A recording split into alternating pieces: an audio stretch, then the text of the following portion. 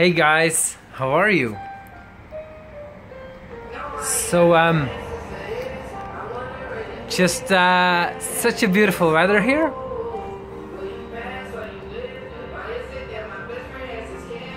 Really nice. And I just wanted to let you guys know an update about the Lambo, because it's been a long time that I made a video about that.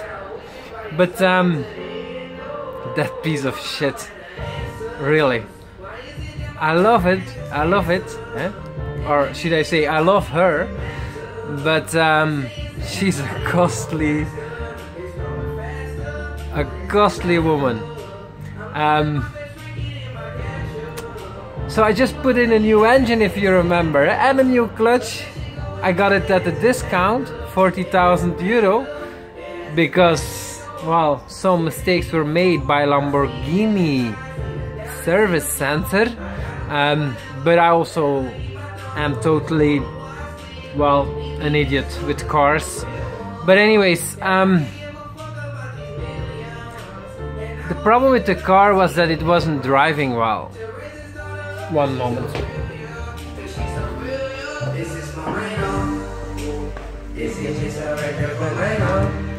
Oh,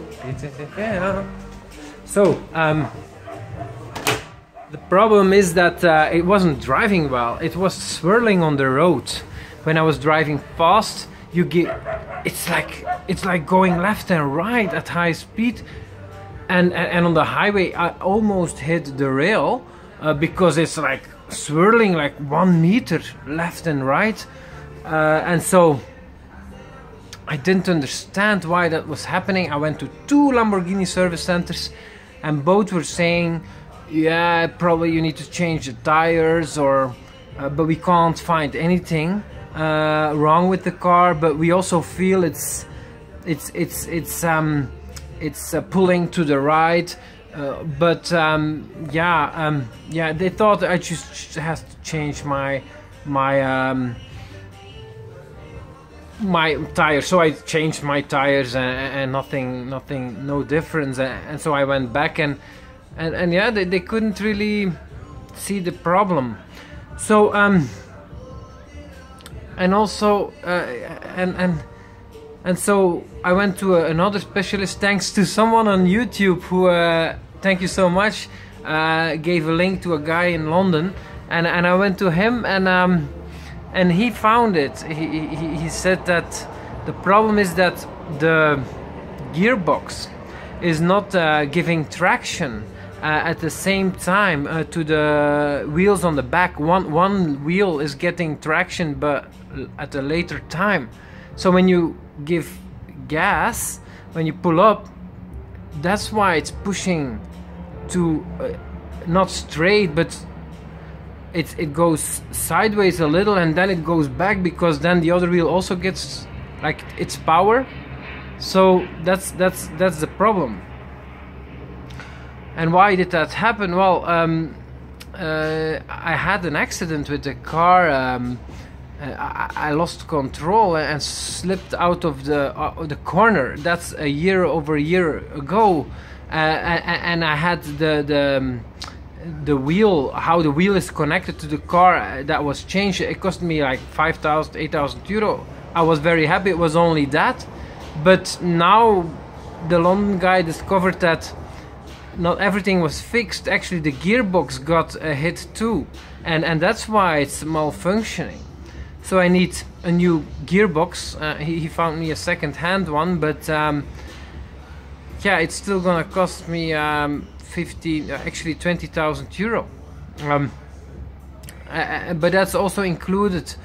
Like, I had a new engine installed, and the car after that was fucking leaking again. Always coolant is leaking, and that has been going on for like a year and a half, and it's so annoying. And then I have a new engine installed, and again coolant is leaking in. So you move the car from the garage, and you see that there is a spot again under the car.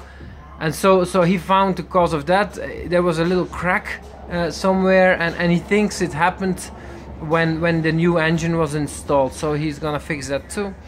And also there is the what I asked him, because e-gear is giving problems too, and so he's gonna do the e-gear accentuator is also a costly piece, and he's gonna do how do you call that? Is it a refurbishing? I don't know, or just some proper maintenance to that piece so that it can last a lot longer. So this is all part of the price. But yeah, am I at 20,000 euro again on this car? So this brings me to about 120,000 euro I've spent on this car, everything included, plus then of course the purchase price of about 80,000 euro. So of course I can get back that purchase price. That's one positive about this car, that it hasn't dropped in value. But all the other money I put in is lost. So it is an extremely expensive car, I think, and I've had really bad luck. Of course I did some stupid stuff myself, but still,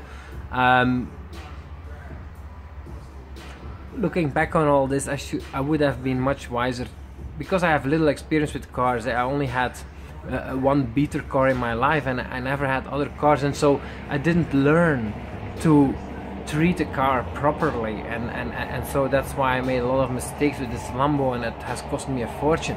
It would have been much wiser of me to buy a Porsche and do all the stupid mistakes with that.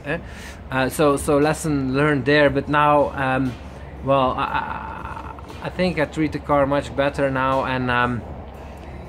but I'm still paying the price of past mistakes. So let's hope that was it, and I can finally drive this car another 50,000 kilometers or so without big expenses. I have to say I miss the car, and now that the sun is shining, I think I am very happy with this car. I like the Lamborghini Gallardo Spider. I bought a Spider 2008 model. Actually, I really like that model very much. I'm not into the just normal coupes. It's an okay car, but for me the coupe, then I think the Hurricane, the new model of the Gallardo, is much more beautiful.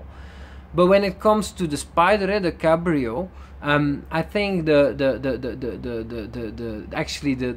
Gallardo Spider is very beautiful, because the way it looks, like the back, it is low also at the back, whereas with the Hurricane the back is high. So it looks more like a roadster, like the Aventador Roadster, because the back is high too. That's the same with the Hurricane. But with the Lamborghini Gallardo, the back, so basically that's the engine, and the engine cover is low, and I really like that. It's just how when I was young, the Cabrio cars, like the Ferrari and the BMW, they all had low backs, and this Gallardo Spider has that too, and I like that. But I think the car is super cool to drive, and I really miss it. I hope I can have it back soon to enjoy the summer.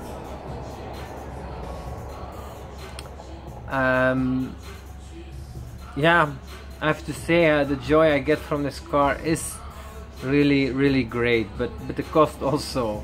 So, but you know, I don't think this is I don't know how you can avoid this. Of course I made mistakes, so, but still,